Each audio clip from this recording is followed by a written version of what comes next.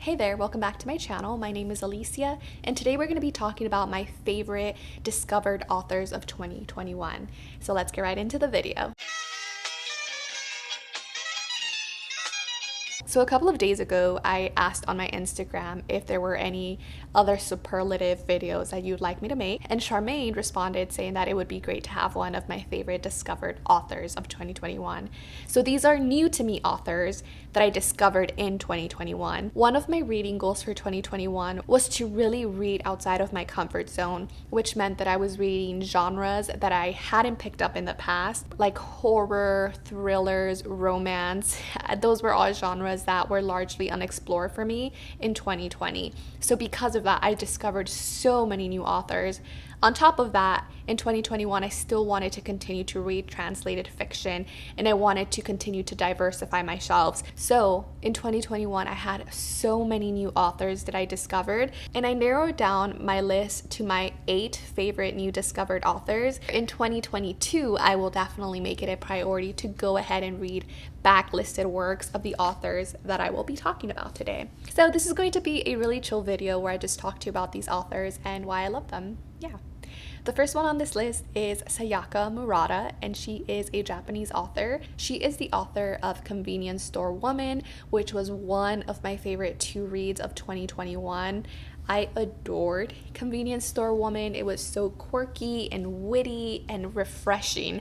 I hadn't read something that was so refreshing to me in a very long time, and I just completely adored this book. It was one of those books that is both thought-provoking but also extremely enjoyable. Although those things are not mutually exclusive, I tend to find that the more thought-provoking books that I read are often very dark and very moody, and I don't always enjoy my reading experience, but I definitely grow and they definitely stick in my mind for a very long time. Whereas books that I typically really enjoy the reading experience of, I tend to forget the plot details, or I tend to forget character names, or after a couple of weeks I just don't even remember anything about the book, but I just remember thinking fondly of the reading experience. But Convenience Store Woman was a good mix of both of those. It was thought-provoking and I enjoyed my reading experience. The next author on this list is Kazuo Higashino, and I ended up reading The Devotion of Suspect X sometime in June, I believe, or July.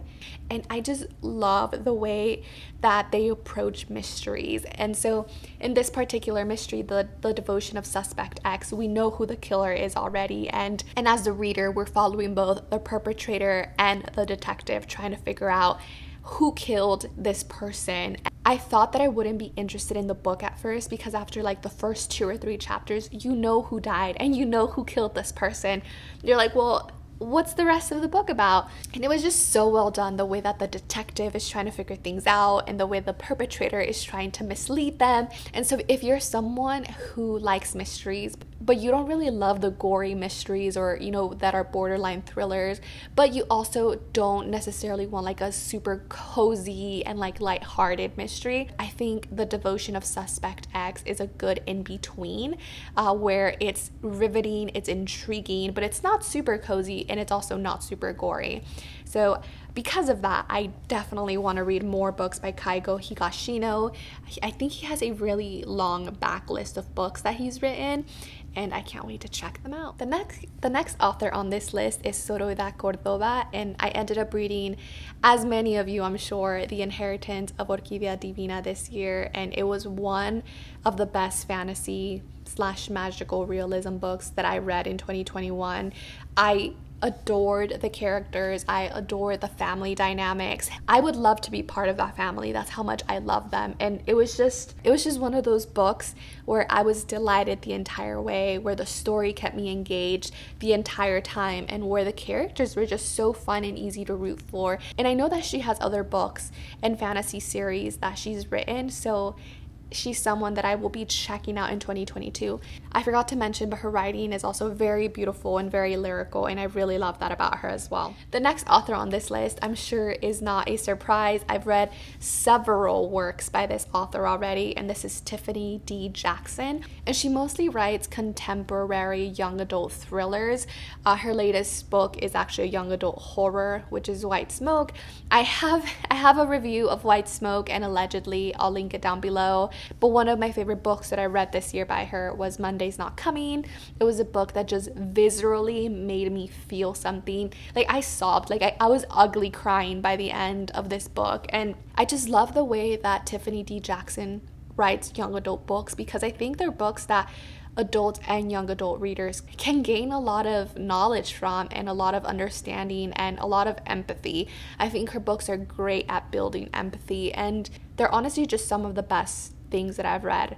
And I love her works, and I can't wait to continue reading her books. The next author on this list is Valerie Luiselli. She is both a fiction and nonfiction writer. I ended up reading one of her nonfiction works this year, Tell Me How It Ends. And in it, she talks about the immigration process for children who are coming from Latin America as refugees and what they have to go through. And she structures this essay as a series of questions that these kids are actually asked in their interview process, and how difficult it is for them to even articulate this traumatic experience after having such a long journey to the United States. And it's just one of those books that I think is necessary to read, especially with our immigration crisis right now. And it was honestly just so well written and insightful, and her writing is stunning.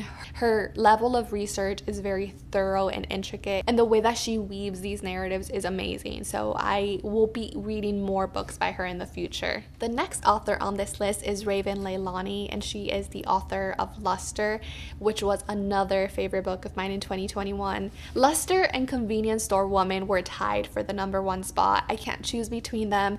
They're both really good, but they're completely different. Luster is very moody. It's very gritty. The writing is very mean-spirited and matter of a fact, and there was just something about Luster that I really enjoyed. There's this observation on race and on class and on human connection, and there was just some really poignant lines that Raven Leilani included in that book that I'm just like, yes. So if you haven't checked it out, highly recommend it. It's a contemporary fiction book, extremely character driven, basically has no plot, but it was so good. We only have 3 more authors to talk about, I promise. But the next author on this list is Emily X.R. Pan, and she wrote The Astonishing Color of After. And I do believe she's coming out with a new book next year, which I'm super excited about. And The Astonishing Color of After was a book that gutted me. It ripped my heart out. It tore it into pieces. And I am convinced that Emily X.R. Pan is a magician, because she put my heart back in, and it was bigger, significantly bigger after reading this book. It's very lyrical. It's very beautiful. Her writing is just stunning. I will read anything that they write. The next author on this list is Susanna Clarke, and the work that I read by her this year was Piranesi. I actually have a different work by her on my shelves. I don't have my glasses on. Wait a second. Yeah, Jonathan Strange and Mr. Norrell. I also have that one. That one's massive. Honestly, there was just something so creative and so imaginative about Piranesi. I loved the world building. I loved the mystery of it, and I loved the way that everything developed. And honestly, Piranesi is nothing like I've ever read, and I just can't wait to dive into more of her works. The last author on this list is another author that I've read multiple things by, and this is Simone St James. She is the author of The Broken Girls, which I recently picked up for Jan's book club. It was a 5-star read, and then also The Sundown Motel, which was another 5-star read. And I don't know what it is about these books. Like, does she line them with crack? I don't know, because I'm just so addicted to them. First of all, she often has dual timelines and multiple perspectives, which I eat them up. I love books that have multiple points of views, and I love books that play with time and have separate timelines. But even just the atmosphere she creates, it's just very dark, but it's not too dark, and it's intriguing. And in her books, so far from the ones that I've read, there's always this, is it supernatural and paranormal, or is it not? And I love that. But I'm never disappointed with the endings. Like, I read The Patient, and I forgot who it's by, and it's also one that's like, oh, is it supernatural or is it not? But the ending really disappointed me. I haven't been disappointed by any of her books. I love the atmosphere that she creates, and I love that her characters are often multidimensional, and that her characters have a level of common sense. Not trying to shade Riley Sager in this video, but so yes, those were my favorite newly discovered authors of 2021. I would love to know down below which authors you've discovered in 2021 that you would just auto buy or just read everything from. Thank you so much for watching. If you like my videos, don't forget to like and subscribe and ring that notification bell. And I will see you on the next one. Bye! Bye! Bye!